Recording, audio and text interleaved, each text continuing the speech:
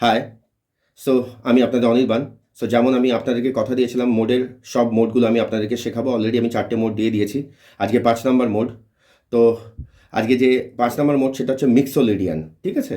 তো অলরেডি আমি 4টের লেসন করে দিয়েছি, তোমরা দেখে নিও।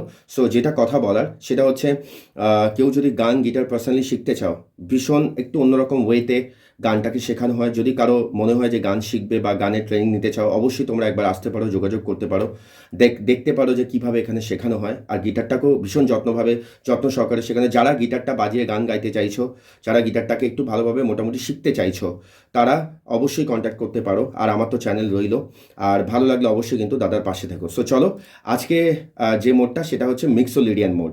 তো এই মোডটা শেখাবো।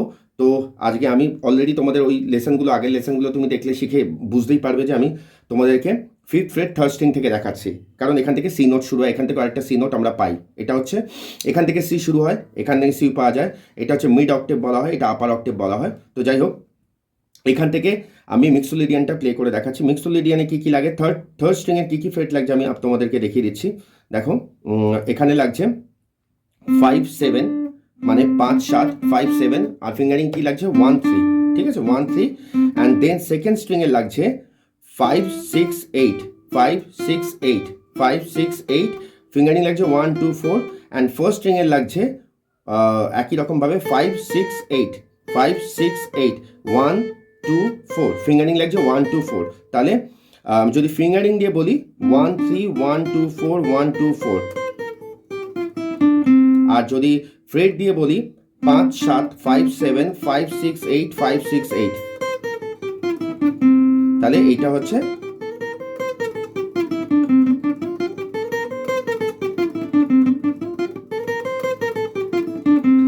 মিক্সোলিডিয়ান, ঠিক আছে। যেটা বলার হচ্ছে, তোমরা যে 4টে মোড আমি দিয়েছি, এটা নিয়ে 5 নম্বর মোড। তোমরা কিন্তু মোডগুলো যখন শিখবে, শেখার পর কিন্তু তোমরা মানে যে ফার্স্ট মোড, সেই ফার্স্ট মোড থেকে 5খানা মোড যেটা শিখলে তোমরা কিন্তু একসাথে প্লে করবে।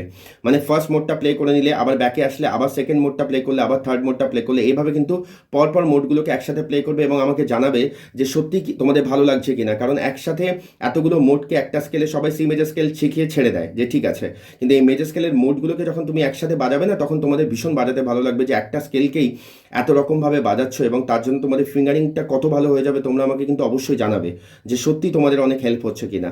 আর কেমন লাগলো অবশ্যই জানিও, আর ভালো লাগলো অবশ্যই দাদার পাশে থেকো। নেক্সট এপিসোডে, মানে নেক্সট ভিডিওতে আমি আবার নেক্সট মোড নিয়ে আসবো তোমাদের সাথে শেয়ার করতে।